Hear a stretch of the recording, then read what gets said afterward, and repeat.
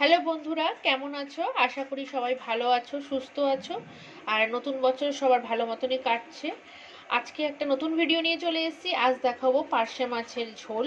তো পার্শে মাছের ঝোলের জন্য আমি এখানে 4টে পার্শে মাছকে ভালো করে ধুয়ে নুন হলুদ দিয়ে ফ্রাই করে নিয়েছি। তো সরি, ফ্রাইটা আমি দেখাতে পারলাম না। তো আর এখানে নিয়ে নিয়েছি কিছু সবজি, যেটা আমি শীতকাল এখন পার্শে মাছের ঝোলটা আমি সবজি দিয়ে বানাবো। তো নিয়ে নিয়েছি এখানে সিম, বেগুন, আলু, এখানে নিয়ে নিয়েছি ধনেপাতা, এখানে একটা টমেটো রয়েছে, এখানে 3টে কাঁচা লঙ্কা রয়েছে, আর এখানে রয়েছে কিছুটা আদা বাটা। মশলার মধ্যে শুধু আদা বাটাটাই দেবো, আর দেবো নুন হলুদ, আর তার সাথে লাগবে হচ্ছে কালো জিরে, আর নুন হলুদ, আর হচ্ছে সর্ষের তেল। তো কড়াইতে আমি পার্শে মাছটা ভেজে নিয়েছিলাম। দেখো, সেই ভাজা তেলেই কিন্তু যা তেল আছে এই দিয়ে আমি রান্নাটা এখন করব। তো সবার প্রথমে কড়াইতে আমি দিয়ে দেবো হচ্ছে বেগুনটা, দিয়ে একটু ভেজে তুলে নেবো বেগুনটাকে। তো বেগুনটাকে সামান্য একটু ভেজে নেব। এর মধ্যে একটু দিয়ে দিচ্ছি হলুদ, একটু দিয়ে দেবো নুন, দিয়ে বেগুনটাকে কিন্তু ভেজে নেব। তো বেগুনের সাথে সাথে আমি একটু দিয়ে দিচ্ছি আলুটাও। আলু আর বেগুনটাকে একটু ফ্রাই করে নিচ্ছি, আলুটাকেও দিয়ে দিচ্ছি।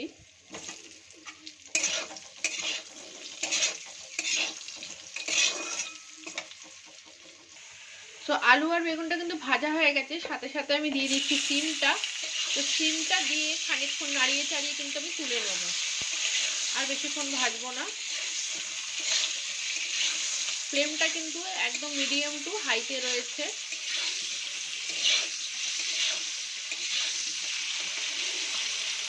তো যা তেল আছে আমি সব সবজিগুলো তুলে নিয়েছি। তো সবজিগুলো ভেজে সব তুলে নিয়েছি, আর এই তেলের মধ্যে দিয়ে দিচ্ছি আমি সবার প্রথমে কালো জিরে। কালো জিরে দিয়ে দিলাম।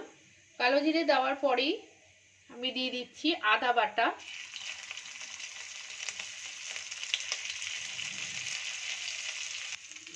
আদা বাটাটা দিয়ে একটু নাড়িয়ে চাড়িয়ে নেব তেলে। আর আদাটাকে একটু হালকা একটু কড়াইতে তেলে নাড়িয়ে নেব, একটু ফ্রাই করে নেব। সাথে সাথে দিয়ে দিলাম একটা কাঁচা লঙ্কা। আমি একটা কাঁচা লঙ্কাকে চিড়ে তেলের মধ্যে দিচ্ছি আদা বাটার সাথে। আর দিয়ে দেবো এবার টমেটোগুলোকে কেটে এইভাবে দিয়ে দিলাম। এবার সামান্য একটু জল দিয়ে দেবো, নাহলে কিন্তু আদাটা একটু পুড়ে পুড়ে যেতে পারে। সামান্য একটু জল দিয়ে এই ইনগ্রিডিয়েন্টসগুলোকে আমি একটুখানি কষিয়ে নেব। সব ইনগ্রিডিয়েন্টসগুলোকে একটু কষিয়ে নেবো, ঢাকাটা দিয়ে দেবো।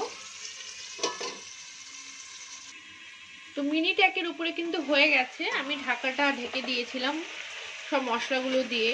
তো আদা, টমেটো, লঙ্কা আর কালো জিরে, এটা কিন্তু বেশ সুন্দরভাবে টমেটোগুলো কিন্তু বেশ ম্যাশ হয়ে যাচ্ছে, নরম হয়ে গেছে, আর আদাটাও বেশ সুন্দর একটা গন্ধ বেরোচ্ছে। তো এবার এর মধ্যে আমি সব সবজিগুলো দিয়ে আর একটু ভালো করে কষিয়ে নেব। আমি সব সবজিগুলো দিয়ে দিচ্ছি। শীতকালের দুপুরে যে কোনো মাছ কিন্তু এরকম বেশ সবজি দিয়ে গরম গরম ঝোল খেতে কিন্তু দারুণ লাগে, ঝাল ঝোল। তো একটা লঙ্কা দিয়েছি, লঙ্কাগুলো কিন্তু খুবই ঝাল। তো একটা লঙ্কা আমি তেলে দিয়েছি, তো পরে আমি আরেকটা দিয়ে দেবো। তো সাথে সাথে দিয়ে দিচ্ছি হলুদ, দিয়ে দিচ্ছি নুন।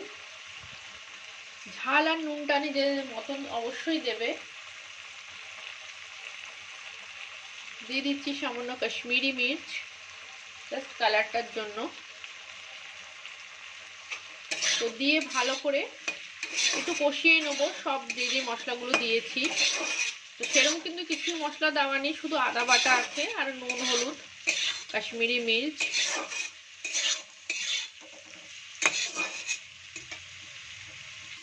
তো মশলাগুলো দিয়ে আমি কিন্তু আবার ঢেকে দিয়েছিলাম, আবার মিনিট একের মতন হয়ে গেছে।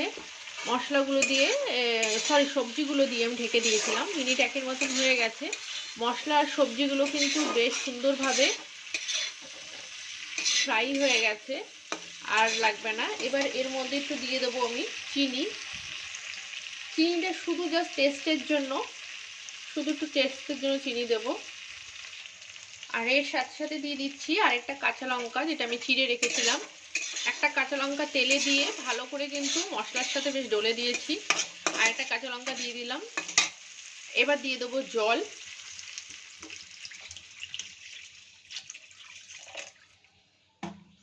জল দিয়ে আমি ঢাকাটা দিয়ে দেবো। জলটা ফুটে উঠলেই আমি মাছটা দিয়ে দেবো। কিন্তু ফ্লেমটা লোতে মিডিয়ামে করে দিয়েছিলাম, ফ্লেমটা বাড়িয়ে দিলাম আর ঢাকাটা আবার দিয়ে দিলাম। তো জলটা কিন্তু ফুটে উঠেছে। এবার আমি মাছটা দিয়ে দেবো।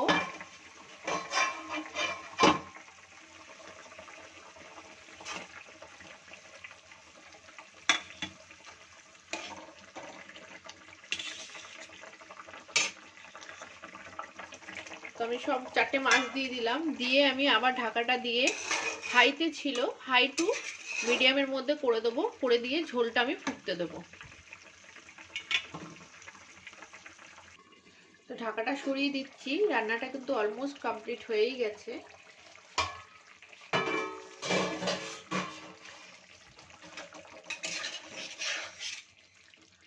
আলুগুলো সবই সেদ্ধ হয়ে গেছে।